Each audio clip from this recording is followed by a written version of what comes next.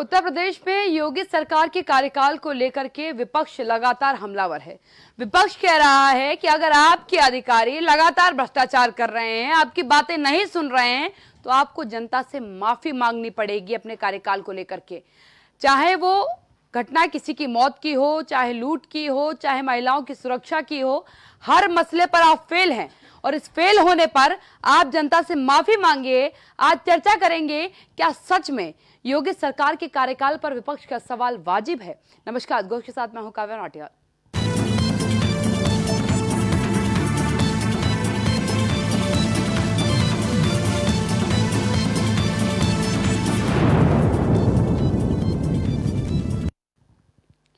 गाजियाबाद के मुरादनगर में घटना हुई जिसमें छज्जे में भ्रष्टाचार नजर आया और उस छज्जे ने 25 लोगों की जानें ले ली। सरकार पर सीधा सवाल उठा कि आप और आपके नुमाइंदे कर क्या रहे थे उस दरमियान जब ये छज्जा बन रहा था। आपके अधिकारी साहब भी गए थे, जिलाधिकारी साहब गए थे, वो जांच करके आए थे उस छज्जे की। आपके कमिश्नर साहब गए थे, वो जांच करके आए थे। आपके पीडब्ल्यूडी डिपार्टमेंट गया था, वो जांच करके आया था। ये सभी महकमे जो हैं ये सरकारी महकमे हैं।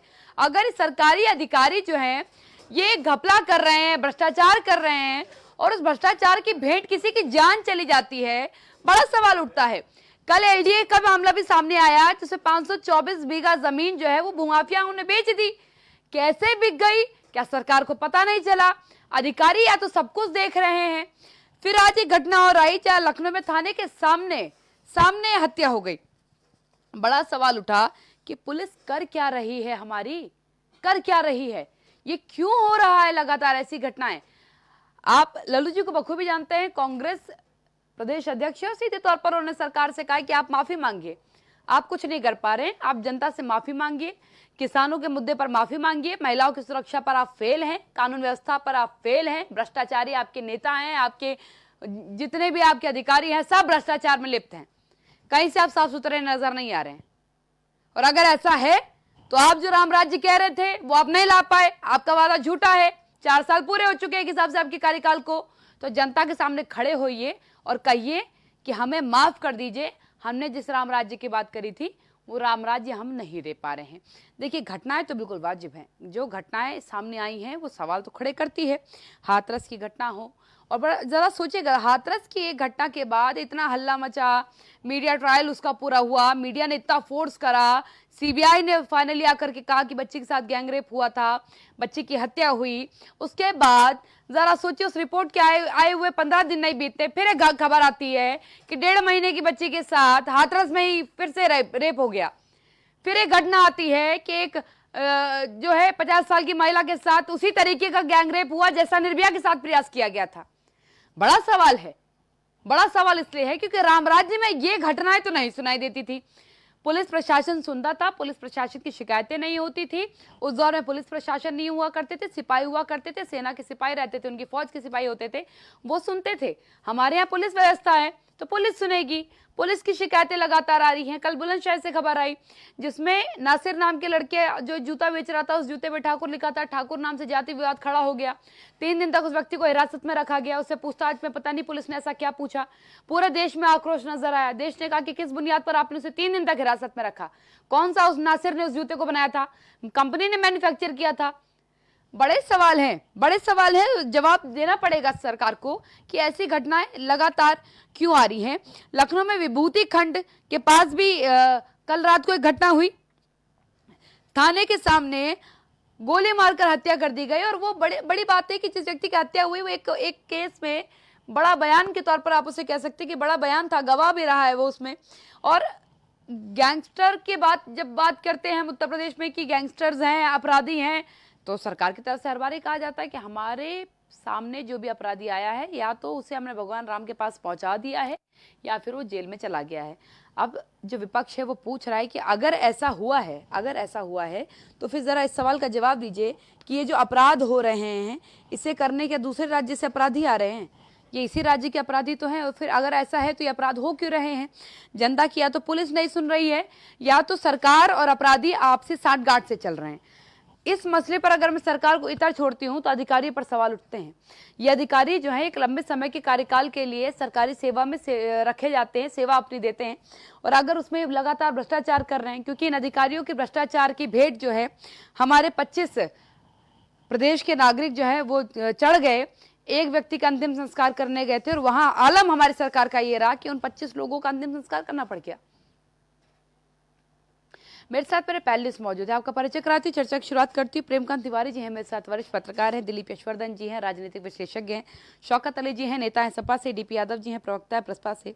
सबसे पहला सवाल मेरा प्रेमकांत जी आपसे होगा, क्योंकि विपक्ष के सवाल बहुत हद तक मैं कहूंगी कि जायज सवाल है, और उन्होंने हालिया घटनाओं को देख करके सवाल कहा है कि आप राम राज्य की बात कह रहे थे, ये कैसा राम राज्य हुआ जिसमें कुछ भी आपके कंट्रोल में नहीं है, अधिकारी आपकी नहीं सुन रहे। अगर आप ये भी कहते कि अधिकारी जो हैं वो सब भ्रष्टाचारी हैं, बिगड़े हुए हैं, नहीं सुन रहे हैं, तो आप कर क्या रहे हैं फिर? काव्या, आपने बहुत सी घटनाओं को अभी गिनाया। जी जी जी। और जाहिर है कि ये घटनाएं बहुत ही चिंताजनक हैं। वाजिब बात। और पूरा प्रदेश और पूरी जनता इस बात से शॉक्ड है कि इस तरह की घटनाएं कैसे हो रही हैं, और जीरो टॉलरेंस की बात कही जा रही है। तो जीरो टॉलरेंस खास तौर से दो चीजों को लेकर के कही जाती है। एक तो कानून और व्यवस्था को लेकर के कि हम अपराध नहीं होने देंगे जी। और अपराध में भी एक संगठित और एक छिटपुट अपराध होता है जो आपसी रंजिश का होता है, छिटपुट वाला अपराध।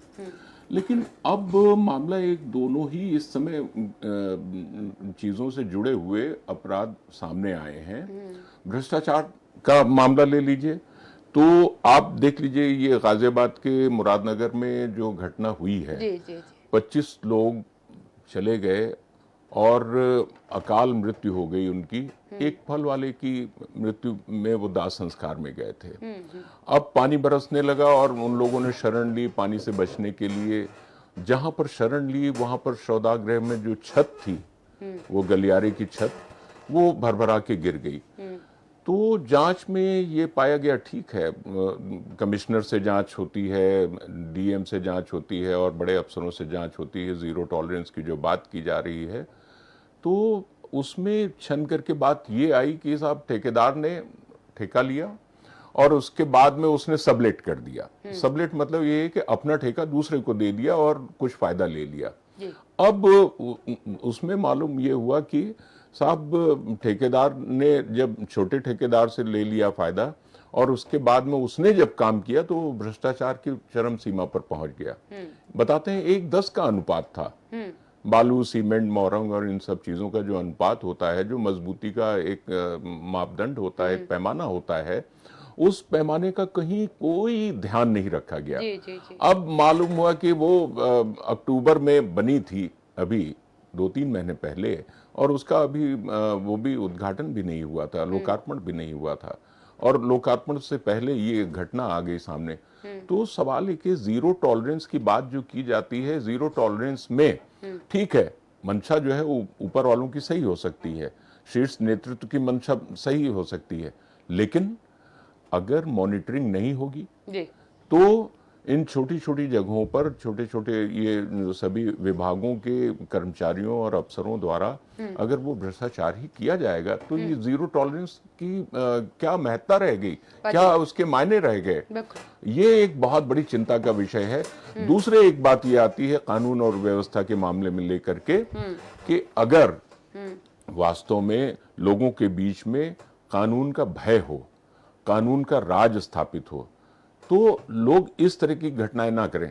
जिस तरह की आप देख रहे हैं निर्भया के उस पर गैंगरेप का एक हाथरस का मामला आया। आपने अभी बताया कि 1.5 महीने की बच्ची के साथ में ऐसा दुर्दांत का दुष्कर्म हुआ। तो ये तो वास्तव में बहुत ही चिंताजनक स्थिति है। इसका मतलब कानून का भय अब रहा नहीं लोगों के बीच में। और एक बात मैं और कहना चाहूंगा, आपको दूसरे लोगों से भी उनके विचार सुनने होंगे कि जीरो टॉलरेंस की बात जो कही जाती है, वहां पर मैं एक बात ये कहना चाहूंगा कि हमारे और आपके अंदर, हमारे और आपसे मतलब है जनता, लोगों के अंदर भी एक टॉलरेंस, उनके अंदर टॉलरेंस भरपूर होनी चाहिए। ये जो जीरो टॉलरेंस की बात कही जा रही है, ये भ्रष्टाचार के सहने की बात की जा रही है, ये कानून व्यवस्था के खिलाफ काम करने वालों को सहने की बात की जा रही है। लेकिन अगर हम टॉलरेंस नहीं रखेंगे तो जाहिर है कि थोड़ी बात पे उबाल खा जाएंगे, थोड़ी बात पे रिएक्ट कर जाएंगे, तो फिर ये है कि उससे अपराध वास्तव में घटित होते हैं। मैं एक बात ये कहना चाहूंगा, इस बात का मैं पक्षधर हूं कि लोगों को भी अपने अंदर वो जीरो टॉलरेंस नहीं रखनी चाहिए, टॉलरेंस खूब रखना चाहिए। बिल्कुल बिल्कुल। डीबी यादव जी, मैं इस बात से बिल्कुल सहमत हूँ कि समाज में भी बड़े बदलाव की जरूरत है, लेकिन जिन्हें इस काम की जिम्मेदारी दी गई है, जैसे हमारे पास जो मुरादनगर की घटना आई उसमें ये खबर भी सामने आई कि जो डीएम साहब थे उन्हें पहले इस बात की शिकायत करी गई थी कि जो ये छत बन रही है इसका मानक बिल्कुल गड़बड़ है, इस पर आप अभी पहले जाकर के जांच कर लीजिए। उन्होंने इस बात को बिल्कुल नजरअंदाज कर दिया और उनकी एक नजरअंदाजी ने 25 लोगों की जान ले ली। जी काव्या जी, निश्चित रूप से ये देश और समाज सामाजिक और प्रशासनिक इच्छा शक्ति से चलता है। अगर प्रशासन के अंदर, सरकार के अंदर इच्छा शक्ति नहीं होगी तो निश्चित रूप से कहीं ना कहीं इस तरह की दुर्घटनाएं देखने को मिलेंगी। आप देखिए, नीतियां कोई नहीं गलत होती हैं, कागज पे तमाम तरह की नीतियां बनती हैं, वो वर्ल्ड क्लास की होती हैं, उसको पूरे हिंदुस्तान को जापान, अमेरिका, चीन बनाने की बात होती है कि हम लोग डेवलप्ड कंट्री के अंदर आ जाएंगे, लेकिन उसका इम्प्लीमेंटेशन किस तरीके से होता है ये मायने रखता है। नीयत जो होती है नेता की वो मायने रखती है। अब उत्तर प्रदेश में जीरो टॉलरेंस की बात होती है, लेकिन जीरो टॉलरेंस धरातल पर कहाँ दिखाई दे रहा है, उसकी जमीनी सच्चाई, धरातल की हकीकत क्या है। इसी तरह से आप बात करिए, बार बार आपको अफसर कहीं ना कहीं मुगालते में रखें, तो सरकार कैसे इस प्रकार से अफसरों पर लगाम करने की कोशिश क्या कर रही है।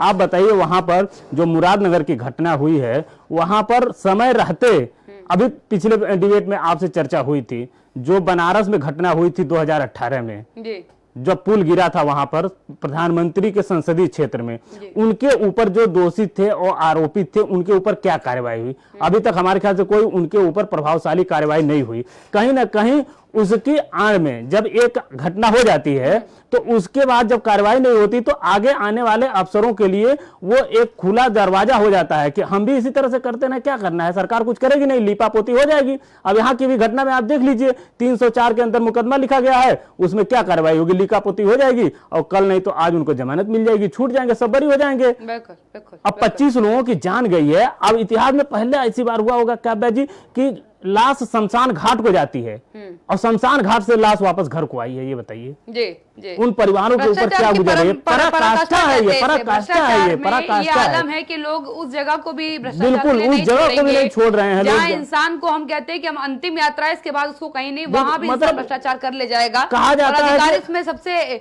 प्रखर रूप से साथ देंगे, इसकी उम्मीद कहा जाता है कि सबकी आंखें शमशान घाट पे जाने पे खुल जाती हैं, वहां की सच्चाई देख करके, वहां की दुनियादारी से उसको, हाँ जितने दूर वहां रहता है उसको मतलब नहीं रहता है। नेताओं की भी खुल जानी चाहिए इस घटना के बाद कि अब भ्रष्टाचारी जो है वो शमशान घाट को भी नहीं छोड़ेंगे। अगर नहीं बचा पाए तो वो देर नहीं लगाएंगे प्रदेश की आधी ज्यादा इमारतों को वो शमशान घाट में तब्दील करने में। अब कानून का इकबाल क्या है आप समझिए, क्या किस तरह से सरकार चला रहे हैं योगी आदित्यनाथ जी। उत्तर प्रदेश की राजधानी लखनऊ में यही कठौता झील के पास कल सरेआम गोलीबारी हुई। उसमें जब ये राजधानी का हाल है तो आप उत्तर प्रदेश के कोने कोने में कानून व्यवस्था किस प्रकार की होगी, आप इसकी कल्पना कर सकते हैं। जी शौकत अली जी, कोई पहली घटना, मैं अगर गोलीबारी की भी कहूँ, गोली से किसी की हत्या की बात कहूँ तो भी पहली घटना नहीं है। कमलेश तिवारी की हत्या के बाद भी कई सवाल जो है सरकार से पूछे गए थे, बच्चन जी की हत्या के बाद भी कई सवाल पूछे गए थे। सवाल ये है कि क्यों आखिरकार इतना ढीला रवैया है प्रशासन का, और ये सभी वो लोग हैं जो लगातार इस बात को कह रहे थे कि हमारे जो जीवन पे है वो संकट है। देखिए काव्या जी, आज मैं जिस चर्चा में शामिल हुआ हूँ जी, वहां मैं सवाल किससे करूं इस पर बड़ा चिंतन है जी, क्योंकि सवाल मैं काव्या जी से नहीं करूंगा, राजनीतिक विशेषज्ञ से नहीं करूंगा, पत्रकारों से नहीं करूंगा, प्रसपा के साथियों से नहीं करूंगा, भाजपा के साथियों से करूंगा और भाजपा की सरकार से करूंगा। लेकिन विडंबना देखिए कि कई बार ऐसा हुआ है कि जब भी मैं चर्चा में शामिल होता हूं भारतीय जनता पार्टी के लोग शामिल नहीं होते हैं, इसलिए जवाब देने में बड़ी दिक्कत हो जाती है। जवाब देता हूं, आप सुन लेती हैं, उसमें से आंसर निकाल लेती हैं, तो जवाब हमें सरकार से लेना है ना कि आपसे लेना है। हम बाकी साथियों से थोड़ी जवाब मांगेंगे, सरकार आप नहीं चला रही, आप क्वेश्चन कर रही हैं, आपका काम है आईना दिखाना, आप आईना दिखाने का काम कर रही हैं। डिबेट सरकार देख रही होगी तो पता चल जाएगा कि अगली बार नुमाइंदा भेजना है डिबेट में जवाब देने के लिए। विडंबना है कि जो दर्शक देख रहे होंगे वो भी कह रहे होंगे कि जवाब किससे मांगा जा रहा है। सरकार देखती है या नहीं देखती हो तो अलग चीज है, लेकिन अगर आज यहाँ आके वो परिचर्चा में शामिल नहीं होंगे तो हम अपने आप को ठगा हुआ महसूस करते हैं। भाई हम सवाल का जवाब किससे लेंगे? भारतीय जनता पार्टी की सरकार से लेंगे, लेकिन सरकार का जब कोई नुमाइंदा जवाब देने के लिए नहीं है तो हम अपनी चर्चा को क्या माने? हम उस चर्चा को ठीक से चर्चा नहीं मानते। देखिए आपने काव्या जी सवाल उठाया कि अपराध किस तरह लखनऊ में हुए। मैं लखनऊ की कुछ घटनाओं को चिन्हित करूंगा। पहली घटना विवेक तिवारी। देखिए लखनऊ में उत्तर प्रदेश के मुख्यमंत्री यहीं रहते हैं, अगर उनको सीख लेनी होती तो बहुत सारी चीजें उन्होंने सीख ले ली होती। उत्तर प्रदेश की पहली घटना अगर भाई विवेक तिवारी की, वो घटना भी गंभीर घटना थी। उसके थोड़े दिन गुजरते नहीं ठाकुरगंज में 2 युवकों की हत्या हो जाती, फिर नहीं गुजरता थोड़े दिन होते महंतों की हत्या होने लगती, फिर अभी कुछ समय नहीं गुजरा था मोहनलालगंज में हत्या। ऐसी तमाम घटनाएं हुई। अभी समय नहीं गुजरा कल भी एक घटना हो गई। लेकिन उत्तर प्रदेश के मुख्यमंत्री को अगर जब बयान देते हैं भारतीय जनता पार्टी के लोग कहते हैं कि हम जीरो टॉलरेंस की बात कर रहे हैं, तो उनको इन घटनाओं का संज्ञान लेना चाहिए और पूछना चाहिए कि ये जो पुलिस अधिकारी हमने नियुक्त करके कुर्सियों पे बैठा रखे, आज कमिश्नरी लागू हो गई, ये क्या कर रहे हैं? इनसे सवाल जवाब कौन करेगा? लेकिन सच्चाई ये, अगर वो सच में मॉनिटरिंग कर रहे होते, सरकार सच में जीरो टॉलरेंस की जिस तरह बात कर रही होती, तो मुझे लगता है जो बदायूं में घटना हुई तो 17 घंटे जिस तरह लाश बाहर पड़ी, शव बाहर पड़ा रहा, तो मुझे लगता वो नहीं होना चाहिए था। देखिए सबसे बड़ी चीज है भारतीय जनता पार्टी की दोहरी नीति को आप समझने का प्रयास कीजिएगा। जब भी कोई घटना ऐसी रेप की जघन्य घटना हो जाती है तो पीड़ित परिवार से मिलने नहीं जाते हैं, वो आरोपी से मिलने चले जाते, उसका बचाव पक्ष रखने लगते हैं। उदाहरण के तौर पर मैं आपको 2 चीजें समझा देता हूं। उन्नाव में घटना हुई, आरोपी को बचाने पे लग गए, कोई बात नहीं आप बचाते रहे। बलिया में घटना है, आरोपी को बचाने लग गए। हाथरस में घटना हो गया, आरोपी को बचाने लगे। आप एक बात बताइए, सरकार ने कहा बचाया हाथरस में? हाथरस में तो खुद सरकार ने सीबीआई की सिफारिश करी। काव्या जी उनके सांसद जी मिलने गए थे या नहीं गए थे आरोपियों से?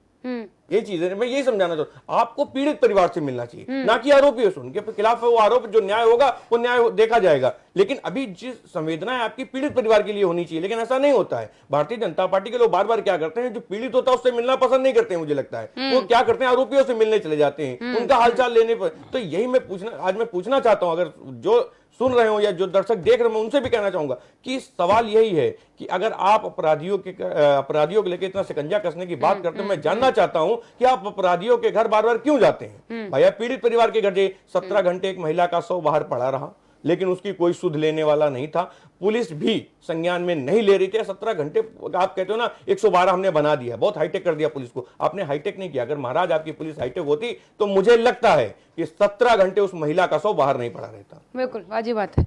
दिलीप जी, राम राज्य की बात सरकार कहती रही है, हर मन से हर बार कहती है। जब भी कोई उनसे सवाल पूछा जाता तो कहते हैं कि हम राम राज्य स्थापित कर रहे हैं, जीरो टॉलरेंस की नीति पर काम कर रहे हैं। लेकिन मुझे ऐसा लग रहा है कि अधिकारी सब एक साथ मिलकर कह रहे हैं कि महाराज आप कुछ भी कहते रहिए, योगी जी आप कुछ भी कहते रहिए, लेकिन आपके वादों को अगर हम बलिता ना लगाए तो हम अधिकारी नहीं। शायद यही सत्य है काव्या, क्योंकि राम राज्य का मतलब ये था कि जब राम राज्य में राम राज्य से कोई आदेश जारी होता था तो जो अनुपालन करता होता था उसका त्वरित अनुपालन करता था, और वो अनुपालन हमेशा जनता के हित में होता था, स्वतः हित में या राज्य हित में नहीं होता था, वो जनहित में हुआ करता था। और अब अधिकारी जनहित में काम नहीं कर रहे हैं। ये देखिए अपराध को नहीं रोका जा सकता, बिल्कुल ये बात हम मानते हैं, लेकिन इतने ज्यादा एकाएक आ जाना, कोई सरकार आके कह दे कि वो अपराध रोक देगी, ये कभी संभव नहीं है, या करप्शन को रोक देगी, ये भी कभी संभव नहीं है। इस पर लगाम लगाई जा सकती है। इसका लगाम लगाने का सबसे बढ़िया तरीका है कि कानून का डर लोगों के दिलों में बैठ जाए, और वो कानून का डर 2 तरीके से बैठ सकता है। पहला, संसद या विधानसभा ऐसे कड़े कानून बनाए। दूसरा, जो एग्जीक्यूटिव लेवल है वो उस कानून का अनुपालन इतनी कड़ाई से कर दे कि अपराध करने वाला अपराध करने से पहले सोचने लगे, और अदालतें उन कानूनों पर जो डिसीजन त्वरित होना चाहिए वो त्वरित डिसीजन दें। क्योंकि बहुत बड़ा कारण है अपराध और करप्शन बढ़ने का कानून की लचर व्यवस्था। सरकार लाख कानून बना दे, मैं फिर कहता हूं सरकार एक बार अच्छा कानून बना सकती है, एग्जीक्यूटिव एक बार उस पर त्वरित पालन कर सकता है, लेकिन जब वो अपराध या जो वो घटना है जब वो न्यायालय में जाती है तो न्यायालय की प्रक्रिया बड़ी लंबी है, और न्यायालय की प्रक्रिया ही जो है वो अपराधियों का मनोबल बढ़ाती है। उसको पता है मर्डर करो, करप्शन करो, रेप करो, कुछ भी करो, 2 महीने 4 महीने 6 महीने बाद जमानत हो जाएगी। एक बार जमानत हो गई फिर तो वो आजाद पंछी है, फिर तो एक नॉर्मल इंसान है। और ये कानून ही कहता है कि जब तक अपराध सिद्ध नहीं हो जाता है तब तक आप उसको अपराधी नहीं कह सकते हैं। जी, तो ये हमारा कानून ही कहता है। कानून की मंशा कुछ और है। देखिए, कानून में जो आजादियां दी गई हैं उनकी मंशा कुछ और है। उनकी मंशा इंसानियत को जिंदा रखने की है, सामाजिकता को जिंदा रखने की, लेकिन ये समाज नहीं समझता है, ये इंसान नहीं समझता। अपराधी उस लूप होल का बहुत नाजायज फायदा उठा ले जाते तो हैं। ये जरूरी है कि कानून में सख्ती करी जाए और डिसीजंस 20, 25, 35, 50 साल तक न लटके रहें। बिल्कुल। आप एक सवाल है देखिए, दिलीप यशोधन जी अपराधी मेरा। मर जाता है, जी, फाइलें खुली रहती हैं, केस चलता रहता है। तो बिल्कुल। यहाँ पर जुडिशरी का बहुत बड़ा रोल है और जुडिशरी के पास तो इतनी पावर है, इसीलिए इस प्रजातंत्र में जुडिशरी को सुप्रीम रखा गया था। वॉच डॉग की भूमिका दी गई थी कि समाज में कहीं कोई, जो 3 स्तर हैं समाज के, जो खंबे 3 कहे गए, ये 3 खंबे अगर अपना काम नहीं करते हैं तो आपको ये पावर है कि आप स्वतः संज्ञान लेकर के कोर्ट को, सरकार को डायरेक्शन दें, सबको डायरेक्शन दे दें। बिल्कुल, कई मसलों पे दिया है कोर्ट ने। ये बड़ा जरूरी है आज की डेट में काव्या, कि इन सब चीजों का संज्ञान सरकार से ज्यादा कोर्ट को लेना चाहिए। क्योंकि सरकारें बदलती हैं, जुडिशरी इतनी जल्दी नहीं बदलती। बिल्कुल। यशोधन जी, एक सवाल जो है कई बार दर्शकों की तरफ से पूछा गया, उस सवाल को मैं आपके सामने रखना चाहती हूँ कि दर्शकों ने कहा है कि 304 की जो धारा है वो गैर इरादतन हत्या की है, और कई बार विपक्ष भी लगातार मांग कर रहा है कि जिन अधिकारियों पर ये दोष आया है कि उनकी लापरवाही से, चाहे वो निहारिका जी हैं जो इंजीनियर रही उस टाइम पे जिन्होंने ओवरव्यू करा था उसको, चाहे वो ठेकेदार रहा हो, और अभी जो डीएम साहब का भी नाम निकलकर सामने आया है कि इनके पास शिकायतें गई थी उस छज्जे को लेकर के, लेकिन उन्होंने कार्रवाई नहीं करी थी। इन पर धारा 302 लगनी चाहिए, इन पर हत्या का अगर मुकदमा लगेगा तब बदलाव आएगा। मैं समर्थन करता हूं। गैर इरादतन क्यों? जी, उन्हें मालूम था कि भ्रष्टाचार गिरेगा किसी दिन। जिसने घूस खाई उसको नहीं पता था कि क्वालिटी से कॉम्प्रोमाइज हो जाएगा। जी, उसको नहीं पता था कि ठेकेदार को भी अपना घर परिवार चलाने के लिए, अपने बच्चों का पेट पालने के लिए, अपने भविष्य के लिए पैसा चाहिए, तो ठेकेदार तो उतना मार्जिन निकालेगा। जिस व्यक्ति ने फाइल बढ़ाई, सैंक्शन किया, जिसने घूस खाई 35%, 40% तक, उसको नहीं पता है कि 35-40% की रिकवरी क्वालिटी से कॉम्प्रोमाइज करके ही होगी। तो ये गैर इरादतन हत्या नहीं, ये एकदम सोची समझी रणनीति के तहत हत्या है। कई बार हत्याएं खुलती नहीं है, कई बार खुल जाती हैं। तो इस लूप में वो इंजीनियर जिसको वो काम सर्टिफिकेट, देखिए सरकारी काम का एक प्रोसेस होता है, हर काम को जो ठेकेदार करता है उस ठेकेदार का पेमेंट तब होता है जब उस डिपार्टमेंट का इंजीनियर उस काम को सर्टिफाई कर देता है। बिल्कुल, सत्यापन तो करके वेरीफाइड कर दे। अगर उस ठेकेदार ने कमी करी थी तो वो इंजीनियर क्या घास छील रहा था? वो कहां से डिग्री लेकर के आया था? इसका मतलब वो भी घूस देकर के डिग्री लेकर के आया था। या तो कोटे से आ गया होगा, सीधी सी बात है, या तो कोटे से आ गया होगा और आकर के यहाँ बैठा और पैसा लेकर के सर्टिफिकेट दे दिया। तो ये गैर इरादत हत्या नहीं है। मैं सहमत उन बातों से जिन्होंने कहा है ये 302 का मुकदमा होना चाहिए और इसमें किसी इंक्वायरी की तो जरूरत ही नहीं है, क्योंकि सर्टिफाइड है कि 5 लोग इस लूप में थे और इन 5 की गलतियों से 25 लोगों की जान गई। तो इसमें तो कोर्ट को सख्त संज्ञान लेना। बिल्कुल बिल्कुल। प्रेमकांत जी, लगातार कई बार आपने भी इस सवाल को सुना होगा जब दर्शक कहते हैं कि इन अधिकारियों पर जांच तो बैठा दी जाती है लेकिन कभी भी किसी भी संगीन धाराओं पर इन पर मुकदमा नहीं दर्ज होता। ये लाइन पुलिस कर्मी की गलती होगी तो लाइन हाजिर कर लिए जाएंगे, इन पर कह दिया जाएगा जांच बैठा दी गई है, लेकिन एक आम नागरिक अगर होगा तो उस पर संगीन धाराएं लगा दी जाती हैं, सुसंगत नहीं लगाई जाती, फिर संगीन धाराएं लगाई जाती है कि तुम ही आरोपी हो। बिल्कुल, अगर इन अधिकारियों पर भी यही धाराएं लगनी शुरू हो जाएंगी तो कहीं ना कहीं इन्हें भी डर रहेगा कि जैसे आम नागरिकों पर मुकदमे चलते हैं, उन्हें सजाएं मिलती है, वैसे हमारे लिए भी मुकर्रर हो जाएगी कोर्ट से सजाएं।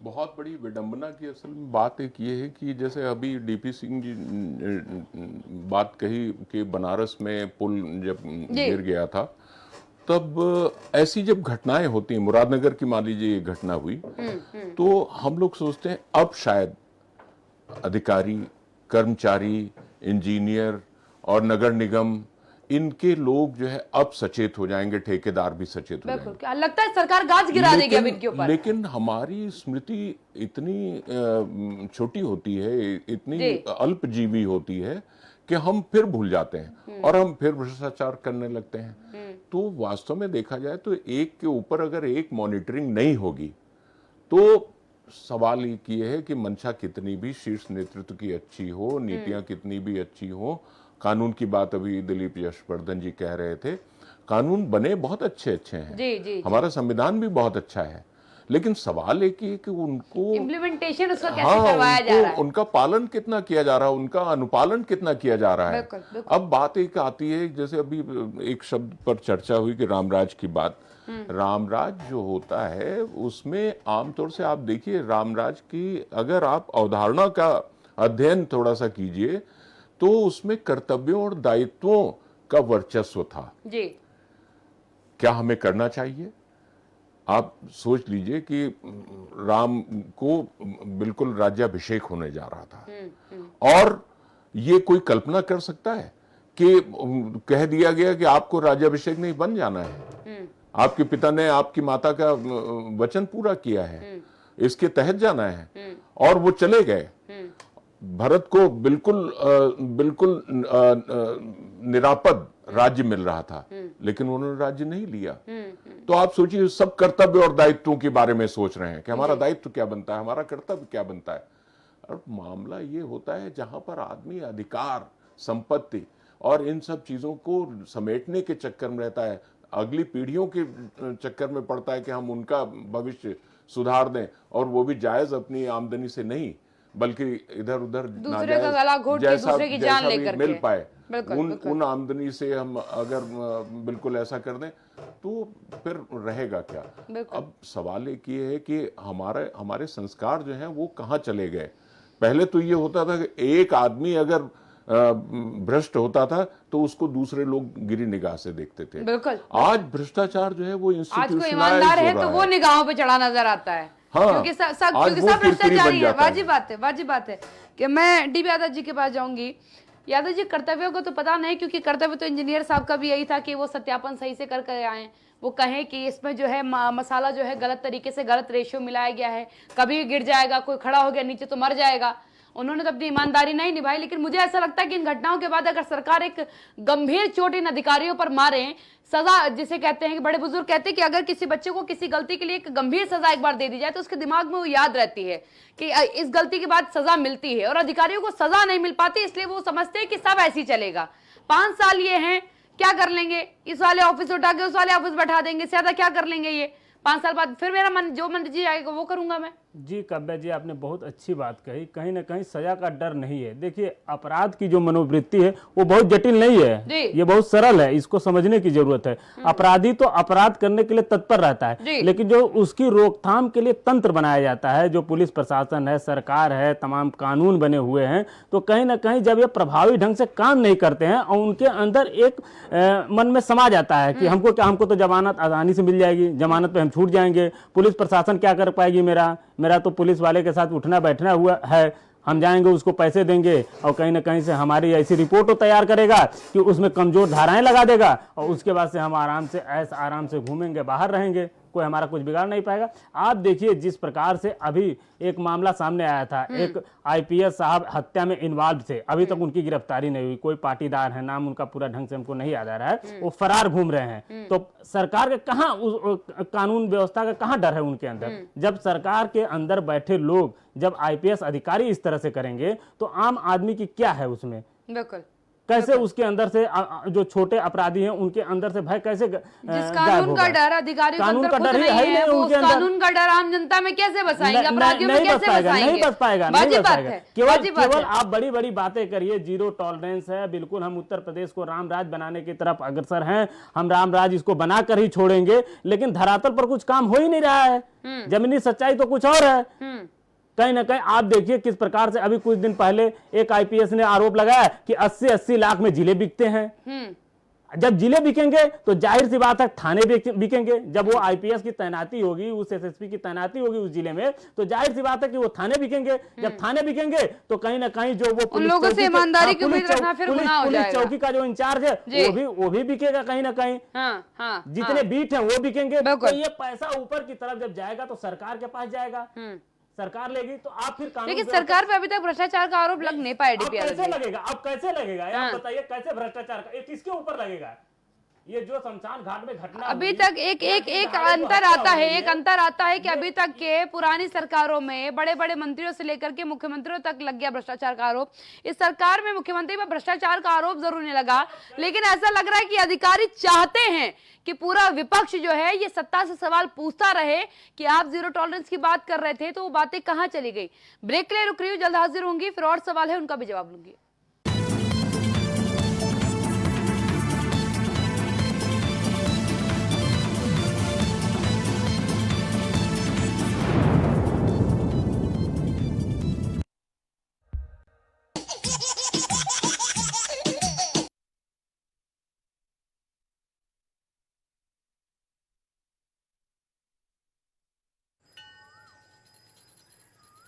अरे बबलू, लॉकडाउन खुलते ही टहलने निकल पड़े।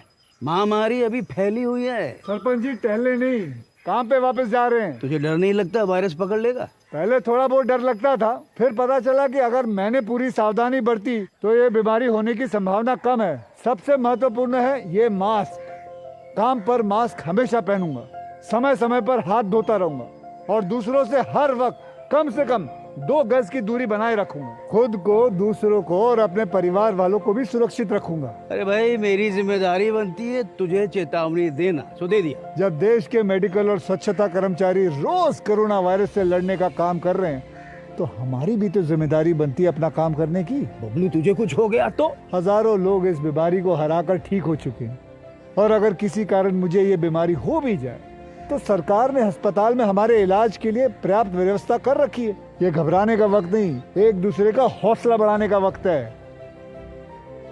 अरे ऐसे क्या देख रहा है? तू काम पे जाएगा, मैं नहीं जाऊंगा, नाक नहीं कट जाएगी मेरी। चलो। मास्क। हाँ, मास्क मास्क। अरे नाक तो ढक लो। हाँ। कोरोना वायरस से हमें लड़ाई जारी रखनी पड़ेगी और उससे डर कर नहीं, पूरी सावधानी के साथ डट कर चलिए। रुकी जिंदगी को आगे बढ़ाएं, देश को आत्मनिर्भर बनाएं। जय हिंद।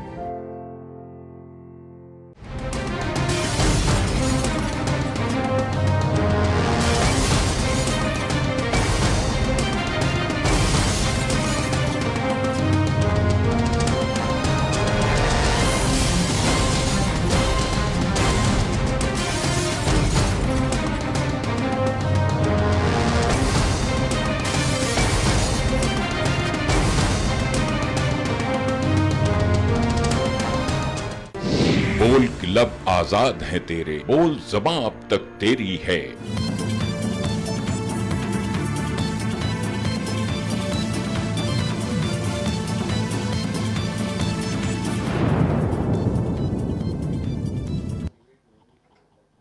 ब्रेक के बाद आपका स्वागत है। शौकत अली जी के पास जाऊंगी। शौकत अली जी, विपक्ष की तरफ से या फिर मैं एक तरीके से कहूं कांग्रेस ने कहा, लेकिन विपक्षी है वो, विपक्ष ने कहा है कि अधिकारियों पर खाना पूर्ति भर की जब तक कार्रवाई होती रहेगी तब तक यही आलम रहेगा और सरकार जानबूझ के खाना पूर्ति करती है और ये खाना पूर्ति हमारी नजर में आ चुकी है। इसलिए अब सरकार को उत्तर प्रदेश की जनता से माफी मांगनी चाहिए। बिल्कुल काव्या जी, कार्रवाई तो उनको करनी पड़ेगी। आप ऐसे लीपापोती करते रहेंगे तो अधिकारी जो आपको लग रहा है कि खाना पूर्ति कर रही है सरकार? सरकार तो कह रही है हम सस्पेंड भी कर रहे हैं, हम रेस्टिगेट भी कर देते हैं, हम बाहर भी निकाल देते हैं, हम मुकदमा भी दर्ज करा देते हैं। काव्या जी, अभी एक नाम लिया गया मणिलाल पाटीदार जी। मैं अपराधी होता तो मुझे लगता उसके क्लू ढूंढने में बहुत देर लगती है, लेकिन एक गवर्नमेंट सर्वेंट आदमी रहा तो उसके क्लू ढूंढने मुझे लगता ज्यादा समय नहीं लगेगा। और खासकर उस विभाग का व्यक्ति जो खुद एक पुलिस डिपार्टमेंट से जुड़ा हुआ था, मुझे लगता है उसके बारे में उसको ढूंढना बहुत आसान है। इसलिए आसान है क्योंकि वो गवर्नमेंट व्यक्ति रहा और उसकी डिटेल आसानी से निकाली जा सकती, ज्यादातर चीजें टच में रही होंगी, वो विभाग से जुड़ा रहा, ज्यादातर चीजें जानकारी ली जा सकती है। अपराधी के बारे में जानकारी कम होती है, भाई अपराधी कहां छुप जाएगा उसके बारे में आप कैसे वेरीफाइड करेंगे, क्या करता है, कहां आता है, किससे मिलता है, किससे नहीं मिलता, आप नहीं कर पाओगे। तो सच्चाई तो यही है ना कि जब आप मणिलाल पाटीदार को नहीं ढूंढ रही आपकी पुलिस, तो मैं अपराधियों की कैसे बात करूंगी, इतनी आसानी से ढूंढ लिया जाएगा। सबसे पहले यही लूपहोल है कि आप अपने अधिकारियों को बचाने का काम कर रहे हैं। ये लूपहोल जिस दिन खत्म हो जाएगा उस दिन भय कायम हो जाएगा। अब रही बात भ्रष्टाचार की, देखिए भ्रष्टाचार की बात अगर आप बात करें तो मुझे प्रधानमंत्री जी का एक बयान याद आता है। प्रधानमंत्री जब चुनाव प्रचार में जाते थे और किसी पुल गिर गए की चर्चा करते थे तो कहते थे कि ये पुल नहीं गिरा है, ये इनका भ्रष्टाचार गिर गया है। अब अगर कोई आदरणीय प्रधानमंत्री जी से या प्रदेश के मुख्यमंत्री जी से पूछ ले कि महाराज मुझे ये बता दीजिए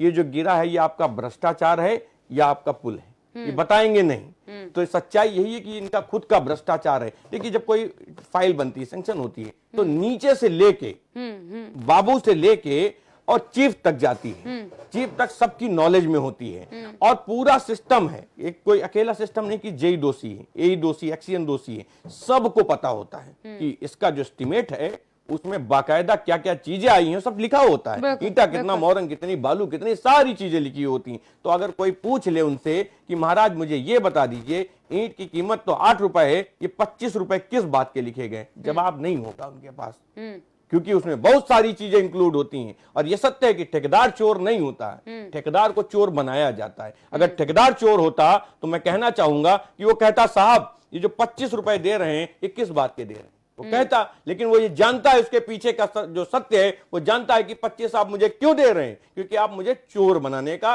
काम स्वयं कर रहे हैं। अधिकारी अगर 25 रुपए दे रहा है, कोई मुझे अगर 20 रुपए देगा, कहेगा साहब ये ग्लास जो है काव्या जी, ये ग्लास 25 रुपए का है और मुझे आदमी आएगा 2 ही रुपए में दे दूंगा, तो मैं संदेह करूंगा ना उसकी बात पे। तो सत्यता यही कि सारे के सारे नीचे से ऊपर तक सब लोग भ्रष्टाचारी हैं, और ये बात आदरणीय मुख्यमंत्री जी को जरूर पता होगी, इसलिए क्योंकि कई बार लोकसभा जीते हैं। और सुन लीजिए, सरकार ही लगातार कहती है सत्ता का नुमाइंदा मेरे साथ जरूर नहीं बैठा है, लेकिन वो हमेशा यही कहता है कि इन अधिकारियों को चोर बनाया किसने, उनकी सरकार के आती तो अधिकारी नहीं बने। काव्या जी देखिए, आप छोटी छोटी बातों की बात करें जी, ये जो गिरा शमशान घाट पे पिलर, जो कॉलम टूट के गिरा, मैं पूछना चाहता हूं कि उत्तर प्रदेश की आदरणीय मुख्यमंत्री आदरणीय अखिलेश यादव समाजवादी सरकार ने बड़े बड़े प्रोजेक्ट में बनाए हम लोग, चाहे प्रदेश पुलिस मुख्यालय की बात कर लीजिए, एक्सप्रेसवे की बात कर लीजिए, मेट्रो की बात कर लीजिए, कई तमाम हॉस्पिटल्स हम लोगों ने बनाए। लेकिन मैं पूछना चाहता हूं कि मुझे एक वो कॉलम बता दीजिए आज धराशायी हो गया और 5 साल होने वाले हैं, लगभग 3.5-4 साल हो गए, एक कोई टुकड़ा टूट के गिर गया वो बता दीजिए। बड़े आरोप लगाए थे भारतीय जनता पार्टी के लोगों ने कि ये इसमें भ्रष्टाचार, ये उसमें भ्रष्टाचार, ये तमाम चीजें उन लोगों ने कहा था, और हम फिर भी दावा कर रहे थे, आज भी दावा कर रहे हैं, इच्छा शक्ति काम को लेकर होनी चाहिए। लेकिन इनकी इच्छा शक्ति काम को लेकर नहीं है, इनकी इच्छा शक्ति बाकी चीजों पे। आप तमाम कानून बना रहे हैं, नाम बदलने का काम कर रहे हैं, इससे विकास होता है क्या? अगर इससे विकास होता तो फिर मैं पूछ लूंगा, स्टेडियम किसी मुगल ने नहीं बनाया था, आपने उसका भी नाम बदल दिया। तो इच्छा शक्ति काम करने पे होनी चाहिए, लेकिन मुख्यमंत्री जी की मुझे लगता है इच्छा शक्ति काम करने पे नहीं है, लोगों को गुमराह करने पे। बिल्कुल। चलिए, मैं दिलीप यशोधन जी के पास जाऊंगी। यशोधन जी, हमारे देश की एक बड़ी जटिल समस्या है महिलाओं की सुरक्षा करना, लेकिन बड़ा सवाल उठता है जब घटनाएं रिपीटिशन पर होने लगती है। हाथरस की घटना की आग की आंच अभी ठंडी नहीं पड़ी है, और उसके बाद दूसरी घटना बदायूं से आ जाती है। ये शर्मसार करने वाली घटना है, और सरकार जो दावा करके आई थी कि बेटियों की सुरक्षा की गारंटी हम देते हैं, सरकार ने आते ही सबसे पहले जो है रोमियो स्क्वाड बनाया।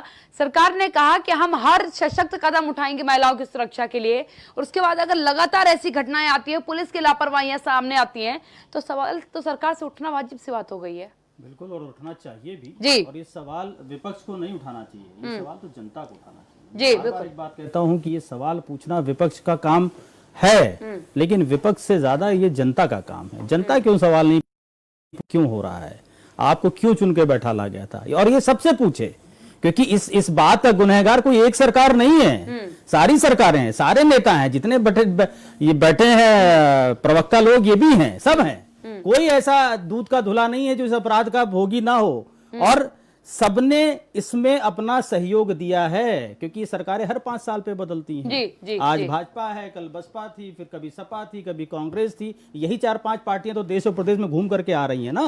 तो इस बात की जवाबदेही तो सब दे, क्योंकि अपराध सिर्फ 3 सालों में नहीं बढ़ा है, ये रेप 3 साल में नहीं हुआ है, पुल पहली बार 3 साल में नहीं गिरा है, ये बहुत बार हो चुका है। तो इनकी सरकारों ने क्या किया था? इनको भी तो कानून बनाने का मौका मिला था, इनको भी तो सख्ती करने का मौका मिला था, यही मशीनरी इनके राज में भी तो काम कर रही थी। तो ये मैं जनता की तरफ से सवाल पूछ रहा हूं इन सारी सरकारों से कि ये बताएं कि ऐसा क्यों होता है, और ये क्या करेंगे जब अपनी सरकार में आएंगे। महिलाओं की सुरक्षा को लेकर के 75 कानून बने हैं, इनकी सरकार ने भी नहीं लागू किया। मैं इनकी सरकार से पूछ रहा हूं, सपा के प्रवक्ता बता रहे थे भी, महिलाओं का कार्यस्थल पर लैंगिक उत्पीड़न को लेकर के 2013 में एक्ट पास हुआ था, जो हर सरकारी डिपार्टमेंट में उसकी कमेटी बननी चाहिए थी। बताइए आपकी सरकार में कितनी कमेटियां बनी? एक भी नहीं बनी, 80% नहीं बनी। और बताऊं, पुलिस प्रशासन में खुद महिला पुलिसकर्मी शिकायतें करती रहती हैं, बहुत सारी कमेटियां, बड़े-बड़े अधिकारी परेशान कर रहे हैं। बिल्कुल सबकी देखिए काव्य, प्रॉब्लम सिर्फ इतनी है कि जनता जागरूक नहीं है। जनता जागरूक इसलिए नहीं कि जनता एजुकेटेड नहीं है, एजुकेटेड इसलिए नहीं कि किसी भी सरकार ने इस देश में एजुकेशन के ऊपर जोर नहीं डाला। आप बताइए, मैं फिर वही सवाल मैंने आपके चैनल पर, हर चैनल पर पूछा है कि मेरे देश की संसद और विधानसभा मुझसे चाहती है कि मैं लॉ अबाइडिंग सिटीजन बनूं। मुझे किसने कानून पढ़ा है जो मैं लॉ अबाइडिंग बन जाऊंगा? मुझे किसने नियम बताया? बताइए। आप आरटीओ ऑफिस से कहता है कि आप जब लाइसेंस लेने जाएंगे तो गाड़ी अच्छे से चला के दिखाइए, और आपका लॉ कहता है कि बिना लाइसेंस के आप गाड़ी नहीं चला सकते। तो जब मैं बिना लाइसेंस गाड़ी चला नहीं सकता तो मैं एग्जाम देते समय अच्छे से कैसे चला के दिखाऊंगा? बताइए, कॉन्ट्राडिक्शन है कि नहीं? बिल्कुल है। भारतीय संविधान का प्रावधान जो फंडामेंटल ड्यूटी है, वो पहली फंडामेंटल ड्यूटी ये कहती है कि हर भारतीय को भारतीय संविधान के प्रावधानों का पालन करना चाहिए। कैसे पालन होगा? किसने पढ़ाया संविधान? कौन सी किताब में, किस इंस्टीट्यूशन में पढ़ाया जाता है? छोड़ दीजिए, सरकार में जितने लोग बैठे जो संविधान की कसम खा के आते हैं, उन्होंने संविधान नहीं पढ़ा होता है। किताब ना तो देखी हो ये दुर्भाग्य है और इसकी जिम्मेदारी हर जनप्रतिनिधि के ऊपर है। तो किसी भी पार्टी का हो, पार्टियां तो आपके एक विचारधारा को लेकर के बनी है, लेकिन हर पार्टी की विचारधारा इस देश से अलग नहीं हो सकती, इस देश की जनता से अलग नहीं हो सकती है, कानून के ऊपर नहीं हो सकती है, आपकी मर्जी नहीं हो सकती है, बट चल रही है। और इसका कारण है इस देश की जनता की अनपढ़ता और अनभिज्ञता और जागरूकता ना होना। बिल्कुल बिल्कुल। प्रेमकांत जी, बड़ा सवाल है क्योंकि अनभिज्ञता भी है, शिक्षक स्तर में सुधार का प्रयास लगातार सरकार की तरफ से किया जा रहा है, लेकिन ये तो नहीं कहा जा सकता कि तब तक इन घटनाओं को होने दिया जाए। कोई तो इसके लिए जिम्मेदार होगा, समाज का एक तबका मैं मान सकती हूँ इसके लिए दोषी है, और अगर वो दोषी है तो इसका मतलब है कि जो कानून को इंप्लीमेंट करा रहा है, जो जिसकी जिम्मेदारी है कि उसका निर्वहन सही से होना चाहिए, वो निर्वहन सही से नहीं करा पा रहा है। वो काव्या नौटियाल के अंदर वो डर नहीं कायम कर पा रहा है कि अगर तुमने ऐसी घटना को अंजाम दिया तो कानून के हिसाब से तुम्हें ये सजा तो पक्का मुकर्रर हो जाएगी और उससे तुम्हें कोई बचा नहीं पाएगा। ये डर मुझे नहीं लग रहा कि हमारा पुलिस महकमा जो है वो लोगों में, या अधिकारी जो है वो लोगों में बिठा पा रहा है। कानून की आप बात कर रहे हैं जी। दिलीप यशवर्धन जी वकील हैं और एक अपने पेशे में उत्कृष्ट काम कर रहे हैं जी। एक बात ये देखिए कि कानून की शिक्षा वास्तव में उसका तो अभाव सारे नागरिकों में। अभी तो यही देख लीजिए कि साक्षरता ही और जो शिक्षा ही है उसका भी क्या प्रतिशत है। एक बात तो ये है, साक्षर में भी आधे ऐसे जिन्हें कानून का कुछ भी नहीं मालूम। हाँ जी। लेकिन आप एक बात ये देखिए कि कानून को मानने वाले कितने लोग हैं। आज भी लखनऊ में मान लीजिए, ठीक है, कमिश्नरेट बन गई, पुलिस कमिश्नर हो गया और बहुत सारी चीजें हैं, लेकिन आप ट्रैफिक की स्थिति देख लीजिए। ट्रैफिक का ही पालन कितने लोग कर रहे हैं। आप लाल बत्ती है और पता लगा कि फुर्र से कोई गाड़ी जो है निकल गई, तो उल्लंघन करते हुए निकल गई। ये क्या है आखिर? कानून पालन करने के लिए कितने लोगों में इतनी इच्छा है? अब एक बात ये आती है कि भ्रष्टाचार और कानून और व्यवस्था, ये दोनों बात जो है दिलीप यशवर्धन जी ने बिल्कुल सही कही कि ये एक शाश्वत समस्याएं हैं। ऐसा नहीं कि कोई गवर्नमेंट इससे छूटी है, किसी पार्टी की गवर्नमेंट इससे छूटी है समस्याएं आती हैं, सबके आती हैं, लेकिन मसला एक यही है कि हम जब तक जवाबदेही नहीं तय करेंगे, और जवाबदेही के हमने अभी एक बात इस्तेमाल की थी कि एक के ऊपर एक, ये ठीक है, मुख्यमंत्री मान लीजिए ठीक है, उनकी मंशा अच्छी है, अखिलेश यादव की भी मंशा अच्छी रहती थी, लेकिन ये है कि हम ये भी शंका की दृष्टि से नहीं कह सकते कि योगी आदित्यनाथ की कोई मंशा में कोई दोष है। बिल्कुल सही बात है। वो दोष नहीं है, लेकिन सवाल एक है कि उनके मंत्री कितना उसका पालन करते हैं, उनके मंत्री अपने विभागों में कितना इसका पालन करवाते हैं, फिर विभागों के जो additional chief secretary, principal secretary, और उसके बाद में जो नीचे की आपकी जो हायरार्की नीचे उतरती जाती है, तो वो उन लोगों में कितना इसकी इच्छा शक्ति है, कितना संकल्प शक्ति है, और कितना वो इस बात के लिए बिल्कुल दत्तचित्त रहते हैं, कितना समर्पित रहते हैं कि उनके विभाग में कोई काम जो है वो चूक वाला ना हो। तो जब तक ये नहीं होगा तब तक ये चलता ही रहेगा। सरकारी अस्पताल देख लीजिए, सरकारी विद्यालय देख लीजिए, चाहे तहसीलें देख लीजिए, विकास खंड देख लीजिए, जगहों जगहों पर आपको मिलेगा कि भ्रष्टाचार तो साहब जो है वो अभी तक कम तो होने का नाम ही नहीं ले रहा है।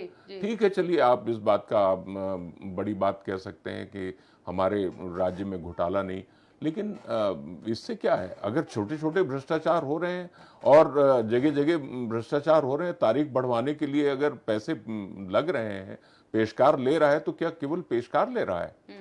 ये मेरी समझ से ये परे है। और ले लेता है, जज बैठे रहते हैं। तो वही हम बता रहे हैं ना कि जब ऐसी स्थितियां होती हैं, तो बहुत बड़ी बात कह दी। तो कोर्ट में जज बैठा रहता है, पेशकार पैसा लेता है वहीं सामने। मैंने वही कहा, आपने बहुत खामोशी से बड़ी बात कह दी, जिससे आधी जनता जूझ रही, देख सब रहे लेकिन क्या कोई कुछ नहीं रहा है। बड़ी दिक्कत है। डीपी यादव जी, देख सब रहे हैं और मुझे ऐसा लग रहा है तो देख तो सरकार के नुमाइंदे भी रहे हैं कि ऐसा हो रहा है, लेकिन क्या कोई कुछ नहीं रहा। आम जनता वाला हाल है तो सरकार का क्या फायदा सत्ता की ताकत देकर के इनके हाथ में, अगर इन्हें भी आम जनता जैसा ही व्यवहार करना है तो। जी काव्या जी, मैं एक बात कहूं कि मुख्यमंत्री के उस ईमानदारी से क्या लेने देना, उसका हम क्या करें? कि जनता नीचे त्राही त्राही कर रही है, सवाल नहीं उठा त्राही त्राही त्राही। ईमानदारी से आप इतना कर सकते हैं कि आप मुख्यमंत्री से सवाल नहीं कर सकते कि तुम मेहमान हो। सवाल किससे किया जाए फिर? जी, किससे किया जाए ये बताइए? मुख्यमंत्री से न किया जाए, साहब तो आपसे ये कहेंगे प्रधानमंत्री से न किया जाए, मेरा मेहमानी करी तो जवाब दीजिए, वो दे नहीं पाएंगे। अब हर जिले में, इसका मतलब कि हर जिले में, हर थाने में एक मुख्यमंत्री तैनात किया जाए कि उसकी जवाबदेही हो। मुख्यमंत्री तो एक ही होगा उत्तर प्रदेश में, उसकी जवाबदेही होगी। और कहीं ना कहीं वो नुमाइंदगी करता है नीचे तक, चाहे वो एक कांस्टेबल के रूप में हो कि वो मुख्यमंत्री है। कांस्टेबल की भी जवाबदेही मुख्यमंत्री के रूप में ही होती है। अगर अपराध बढ़ता है किसी जिले में, किसी थाने में, किसी तहसील में, किसी गांव में, तो इसका मतलब कि कहीं ना कहीं इसमें कमजोरी है सरकार की। सरकार की इच्छा शक्ति में सरकार ढंग से काम नहीं कर पा रही है, इसमें कमजोरी है। अब ये बताइए आप, सरकार क्या कर रही है? आपको मैं एक बताऊं, अभी ताजा ताजा हम लोगों की गांव गांव पांव यात्रा चल रही है आदरणीय शिवपाल सिंह यादव के संदेशों को, पार्टी की नीतियों को पहुंचाने के लिए। जैसे 2-4 लोग इकट्ठे हो रहे हैं, पुलिस वाले पहुंच जा रहे हैं। चलिए भाई आप चलिए, कहाँ क्यों इकट्ठा हो रहे हैं यहाँ पर? अरे हम तो किसी का विरोध भी नहीं कर रहे हैं, यहाँ ये तक कर रहे हैं। अभी हमारे महानगर अध्यक्ष जी के नेतृत्व में हुई है। कल की आपको बात बताऊं, इमामबाड़े के पास में पुलिस वाले, जितने हम लोग नहीं थे उससे ज्यादा पुलिस वाले आ गए। अब पुलिस वाले क्या कर रहे हैं वहां पर? कह रहे हैं भाई ऐसा कोई आप कुछ नहीं कर सकते, आप अपने संदेशों को नहीं पहुंचाते। अरे ये तानाशाही है क्या? जहां आपका काम है, जहां अपराधी है, वहां आप जा नहीं रहे हो। और हम लोग बता करके कि हम लोग अपने नेता के विचारों के बारे में, आदरणीय शिवपाल जी सिंह की नीतियों के बारे में लोगों को बताएंगे, लोगों को जागरूक कर रहे हैं, अपना चुनाव चिन्ह चाबी बता रहे हैं, तो कह रहे हैं नहीं ऐसा कुछ है ही नहीं, आप कर ही नहीं सकते। ये बताइए, अपनी नीतियों को बताने के लिए किससे परमिशन लेने की जरूरत है? कहां पर आपको अर्जी देने की जरूरत है? वो ये भी नहीं बता रहे हैं कि ऐसा कुछ है, कानून है, आप बताइए। लेकिन बस आप यहां से बढ़ नहीं सकते एक कदम, आप वापस जाइए, नहीं तो हम आपको जेल में ले जाएंगे। तो कैसे अपराध रुकेगा? हम लोग कहते हैं जाइए, आप जहां अपराधी है वहां पर अपराध रोकिए। हमारी रैली, हमारे रैली को रोक रहे हैं, हमको जाने से रोक रहे हैं, तो इससे अपराध नहीं रोक पाएंगे। नहीं, इससे अपराध नहीं, जहां आपको अपराध रोकना वहां अपराध रोकिए ना। रोकने पे अगर अधिकारी आ जाए ना तो उन्हें 24 घंटा नहीं लगेगा अपराध रोकने में। यही इतनी काबिलियत अधिकारियों में जानते हुए है सरकार, लेकिन समझ नहीं आता कि वो काबिलियत को साइड रख करके नौकरी क्यों करते हैं। सरकार जब बचाने के चक्कर में पड़ जा रही है अपराधियों को, आप देखिए जिस प्रकार से घटनाएं हुई, यहाँ बलात्कार नहीं हुआ, तमाम सरकार की तरफ से 50 लोग आ गए बताने के लिए कि उस बच्ची के साथ बलात्कार ही नहीं हुआ। अरे आप बिना जांच के कैसे? एक तरफ आपने सीबीआई जांच की दे दिया रिकमेंडेशन, और एक तरफ आप पहले क्लीन चिट भी दे दिए कि बलात्कार हुआ ही नहीं, तो दो में से एक ही काम कर लिए होते। राजनेताओं के बयान को तो चलिए उतनी गंभीरता से आप ले ना ले, वो आपकी इच्छा है, लेकिन एक बड़े पद पर बैठे पुलिस अधिकारी के बयानों को मैं मानती हूँ कि बहुत गंभीरता से लिया जाता है। संदेश जाता है। शौकत अली जी, डीजीपी साहब का बयान आया था ओपी सिंह जी का, आपको याद होगा कमलेश तिवारी हत्याकांड के दरमियान 2 घंटे के अंदर ओपी सिंह जी का बयान आ चुका था कि पारिवारिक रंजिश के चलते इस हत्या को अंजाम दिया गया है। उसके बाद जो कुछ समीकरण हमारे सामने आया, उसने बताया कि किस तरीके से ये प्लान्ड हत्या थी, कैसे कैसे करके इसको एग्जीक्यूट करा गया। मेरा सत्ता से सीधा सवाल था, क्या कोई ऐसा टाइम लिमिट दिया जाता है क्या इन अधिकारियों को कि आपको बयान देना है, जा करके दे दीजिए, मामला शांत करा दीजिए, ऐसा कुछ बयान आप लोग देते हैं क्या? सत्ता में तो आप भी रहे, ऐसा कोई टाइम लिमिट दिया जाता है क्या कि बिना जांचे परखे बयान दे दो? काव्या जी, जब हम लोग सत्ता में थे तो जिस तरह हम लोगों ने प्रदेश को विकसित करने के लिए काम किया, और वो आज उत्तर प्रदेश में दिखता भी है। कई बार उन्हीं का फीता काट के मुख्यमंत्री श्रेय भी ले लेते हैं। लेकिन आप बयानों की बात करें तो हमारे यहाँ ऐसा कोई बयान नहीं दिया गया। आप अगर इनकी बात करें, टाइम लिमिट का पूछ रही हूं, टाइम लिमिट दी जाती है क्या? कोई टाइम लिमिट नहीं। समाजवादी पार्टी में एक व्यक्ति मुखिया और सभी लोग उनके नेतृत्व में काम करते हैं। जब वो मुख्यमंत्री थे तब भी प्रदेश में बाकी ये बात आपकी कहीं ना कहीं दूसरे पाले में चली गई। आपको क्या लगता है उत्तर प्रदेश का मुखिया एक नहीं है क्या? सुनिए, बिल्कुल 3 मुख्यमंत्री हैं। मैं तो कह रहा हूँ खुले तौर पे 3 मुख्यमंत्री हैं ना उत्तर प्रदेश में, एक मुख्यमंत्री नहीं, 3 मुख्यमंत्री प्रदेश को नहीं संभाल पा रहे हैं। और इसी का कारण है जो व्यवस्था चरमराई है आज उत्तर प्रदेश की, यही वजह है। 3 मुख्यमंत्री 3 तरफ खींच रहे हैं, कोई अपनी तरफ खींचता है तो कोई अपनी तरफ खींचता है, चाहे वो विकास की बात हो, लॉ एंड ऑर्डर की बात हो या अन्य मामले हो। इसीलिए आज खींचातान मची हुई है। अगर प्रदेश में एक मुखिया होता तो शायद मुझे लगता थोड़ा बहुत सही चल रहा होता, लेकिन प्रदेश में 3 मुख्यमंत्री और प्रदेश संभलने का नाम नहीं ले रहा। पहली चीज देखिए काव्या जी, अगर सच में आप काम कर रहे होते तो शिक्षा की बात अभी आपने इनके एक मंत्री ने चैलेंज कर दिया था, क्या हुआ उनके साथ? उनको जाने नहीं दिया गया। अरे भाई, आप बोलते भी हो करते भी नहीं हो। अगर आप सच में कोई कार्य कर रहे होते तो प्रदेश में दिख रहा होता। हम तो कह रहे हैं हमसे अधूरे जो कार्य छूटे थे उत्तर प्रदेश में समाजवादी सरकार के द्वारा जो कार्य किए जा रहे थे, जो अधूरे छूट गए थे, आप उनको ही पूरा कर दीजिए। छोटा सा उदाहरण देना चाहूंगा, पूर्वांचल एक्सप्रेसवे छूट गया था, लेकिन 3.5 वर्ष हो गए, क्या पूर्वांचल एक्सप्रेसवे बन गया? नहीं बना। किस अवस्था में पड़ा हुआ। तो मैं सबसे बड़ी चीज यही है कि इनके यहाँ जो तीन मुख्यमंत्री वो प्रदेश संभालने के लिए नहीं बैठे, लूट मार करने के लिए बैठे, और इसीलिए आज उत्तर प्रदेश की व्यवस्था चरमराई हुई है। प्रेमकांत जी, लेकिन जनता इस समय बड़ी आश्वस्त नजर नहीं आ रही है लगातार बढ़ते अपराधों के बाद, क्योंकि जो रिपोर्ट आ रही है उसमें वापस उत्तर प्रदेश जो है वो प्रथम स्थान पर ही है, वो लगातार उसी स्थान पर विराजमान है। ऐसा लग रहा है कितना बहुत बड़ा तमगा उसने जीता है और वो लगातार अपराध के रेशियो में टॉप पर है। सरकारें ये कह रही है कि अपराध खत्म होता जा रहा है, अपराध के रेशियो कम हो रहे हैं। मुझे ऐसा कोई आंकड़ा नहीं पता चल रहा है जिसमें कहा जा सके कि हाँ जो सरकार कह रही है, सरकार के नुमाइंदे कह रहे वो कहीं से भी सच है। एक बात यहाँ पर तुरंत ये उठती है कि सवाल ये कि देखिए, बात पहले भी कही गई थी कि लॉ एंड ऑर्डर और करप्शन, ये दोनों चीजें ऐसी हैं जो एकदम से उग नहीं आई, एकदम से समाप्त नहीं हुई। वाजिब बात है, ये बिल्कुल चली आ रही हैं हर सरकार के लिए, चाहे किसी भी पार्टी की सत्ता रही हो, उसके लिए चुनौती रही हैं ये दो चीजें, कि भ्रष्टाचार कैसे खत्म होगा और अपराध कैसे खत्म होगा। तो एक बात यह है कि चाहे वो कानून व्यवस्था की बात हो, ये जब तक वो formula prevention is better than cure, यानी किसी चीज से बचाव बेहतर है बल्कि इलाज किया जाए। अब जैसे मान लीजिए कि मुरादनगर वाली घटना हुई, ठीक है, वो एग्जीक्यूटिव ऑफिसर अरेस्ट हो गई और उसके अलावा 2-3 और लोग अरेस्ट हो गए, ठेकेदार अरेस्ट हो गए, सब कुछ हो गया, लेकिन सवाल एक ये है कि उस घटना से बचा जा सकता था अगर भ्रष्टाचार को रोकने के लिए और जो गुणवत्ता होनी चाहिए निर्माण कार्य में उसको पहले से सुनिश्चित कर लिया जाता, तो इस तरह की दुर्घटना न घटती। बाजी बात है। इसी तरीके से चाहे आप बनारस की घटना ले लीजिए, चाहे आप बहुत सारी चीजें, हल्की सी लापरवाही, हाँ, अगर उस पर एक भी अधिकारी जिनको उस काम को संभालने की जिम्मेदारी दी गई है ईमानदारी से कर ले तो उस घटना को रोका जा सकता है। अगर देखिए इस बात पर ध्यान नहीं दिया जाता है कि हम खुद सही रहें और ये भी सुनिश्चित करें कि हमारे साथ में जो लोग हैं वो भी सही रहें, चाहे मातहत हो चाहे समकक्ष हो। बिल्कुल। लेकिन नेतृत्व की एक ये जिम्मेदारी होती है कि वो निगरानी पूरे तौर से मजबूती से करे, और जब तक निगरानी नहीं करेंगे तब तक नीचे तक वो बात असर नहीं नजर आता है। जी एक बात और कहूंगा, जैसे सरकार बचाने के चक्कर में पड़ जाती है अधिकारियों के, तो इसका भी अधिकारियों के ऊपर नकारात्मक प्रभाव पड़ता है। सरकार कहने लगती है कि नहीं अपराध हो ही नहीं रहा है, कहाँ अपराध हो रहा है, तो कहीं ना कहीं जब आंकड़े देने लगती है और उससे अधिकारियों का मनोबल बढ़ जाता है। जब हमको सरकार बचाने के लिए है तो हम अपराध क्यों रोकें। बिल्कुल। चलिए, समय में बस समाप्त हो गया। सभी मेहमानों बहुत बहुत धन्यवाद मेरे साथ चर्चा में शामिल होने के लिए। 2022 में विधानसभा के चुनाव लगे हुए हैं, राजनीतिक दल आमने सामने आ चुके हैं। अगर कमियां खामियां विपक्ष को नजर आने लगी हैं तो कहीं ना कहीं उम्मीद करती हूँ कि असर सत्ता पर जरूर आएगा। सत्ता पर अगर हल्का सा भी असर आया तो बदलाव आपको और हमको जरूर नजर आएगा। उद्घोष फिलहाल इतना है। आप बने रहिए इंडिया वॉच के साथ। नमस्कार।